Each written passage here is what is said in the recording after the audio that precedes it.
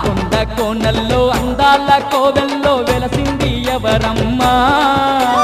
ముల్లోకాలేటి ముక్కంటి సతియంట సిరిగల్ల శ్రీలక్ష్మమ్మ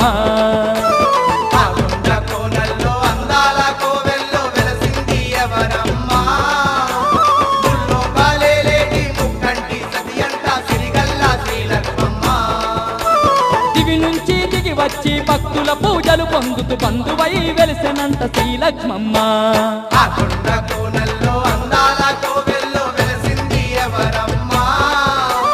ముల్లోకాలేటి ముక్కంటి సతి అంట సిరిగల్ల శ్రీలక్ష్మమ్మ